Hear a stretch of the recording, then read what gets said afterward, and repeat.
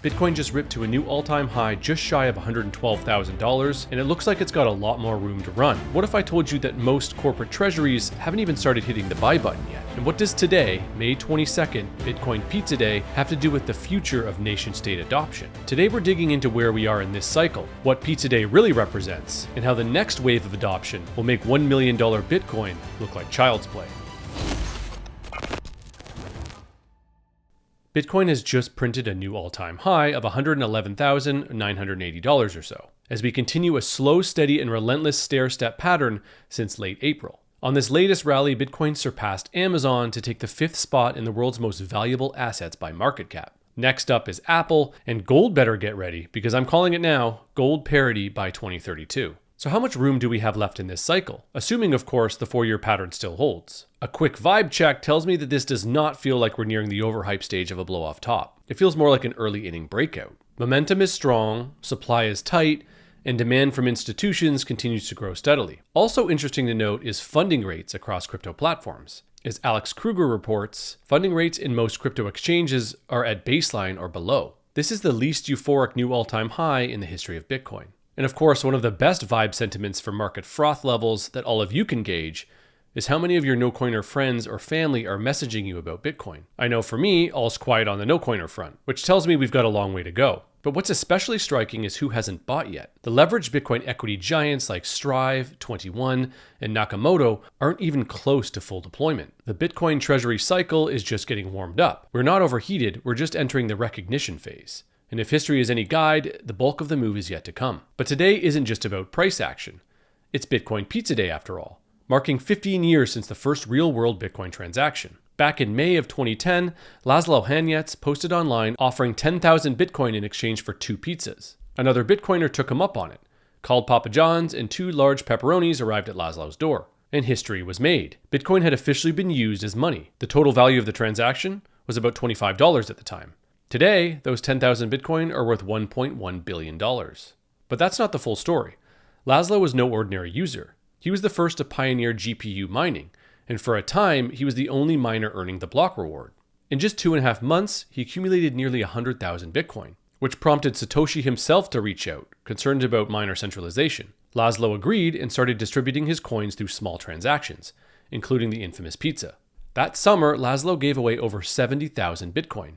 Not to dump, but to bootstrap Bitcoin as a network. He also built the first macOS implementation of Bitcoin and the first GPU miner. So no, he's not just the pizza guy. He's one of the foundational figures in Bitcoin's early history. So today we salute Laszlo, a legend who helped turn a proof of concept into the living network we have today. So if you're thinking like Laszlo, long-term, principled, and strategic, now is the time to align your capital accordingly. At Swan Private, we work with high-net-worth individuals looking to secure multi-generational positions in Bitcoin.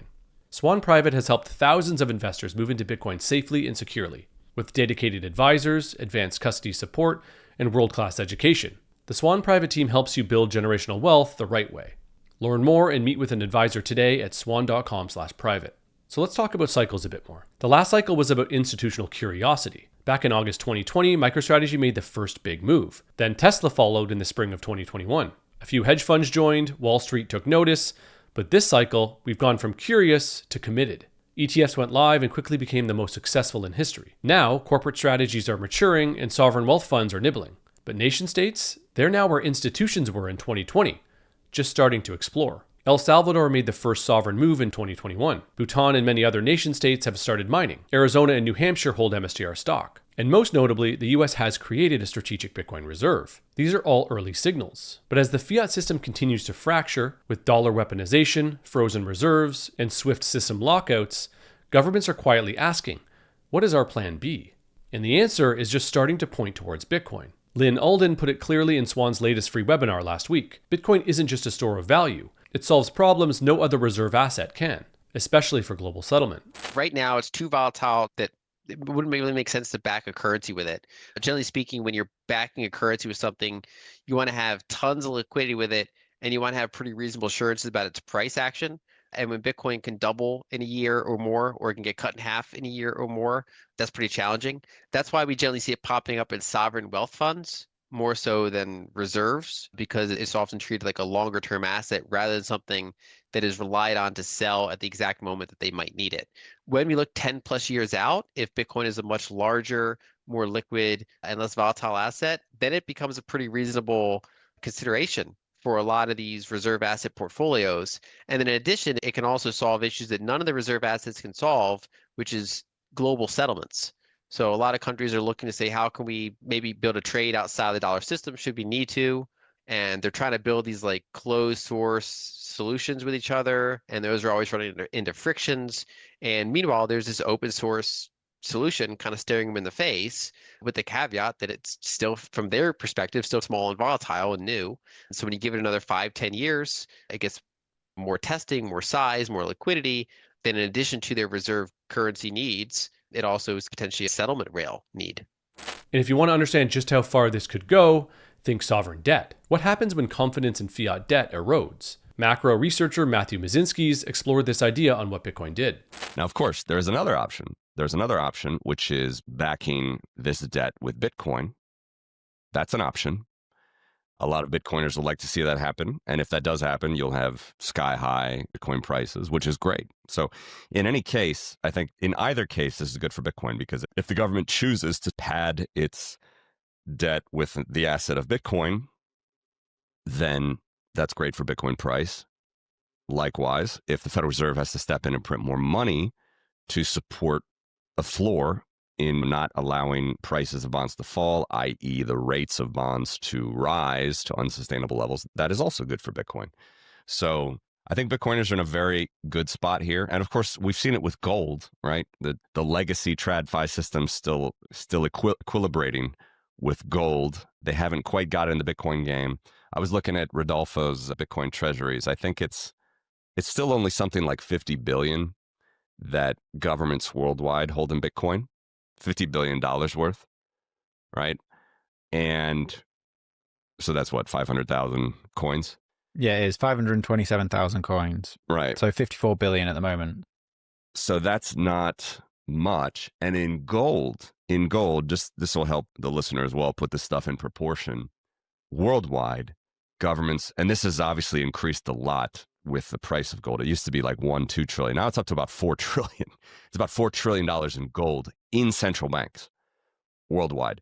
So again, just with Bitcoin, it's about 50 billion. But if you looked at gold, with gold, you have something like $4 trillion in central banks. Firstly, I think that shows Bitcoin has a lot of room to grow. And secondly, I think that just shows the safe haven status that gold still has, and for now it's holding on. But I think Bitcoin, being the digital gold, can easily help to fill that potential. So this is the game theory playing out. Right now, only about $50 billion in Bitcoin are held by governments. Compare that to 4 trillion in gold, and you realize just how early we are. So this cycle belongs to the institutions. And as we discussed earlier, we still have a ways to go. The next cycle will belong to the nations. Right now is the positioning phase. Accumulation and custody frameworks, legal clarity and diplomatic hedging, but this is all leading in one direction. Bitcoin is neutral, borderless, programmable capital, and every government will eventually realize they need it more than they'd like to admit. So let's all remember, we're not here for hype cycles, we're here for the monetary revolution. And if you want to go deeper with Bitcoin's most forward-looking minds, then you won't want to miss out on two of the most important Bitcoin events happening this year. BTC Prague is coming up in June and is Europe's premier Bitcoin-only conference, gathering thinkers, builders, and leaders from around the world. For more info and tickets, visit btcprague.com. And back in the US, this September, BTC in DC is bringing Bitcoiners to the heart of Washington to help shape policy and signal strength. Visit btcindc.com for more info. So what do you think? Will governments accumulate Bitcoin before 2030? Should sovereign debt be backed by Bitcoin? Drop your thoughts in the comments below, like this video, share it with a friend, and subscribe to the channel for more signal. Thanks for watching, and remember, TikTok next block.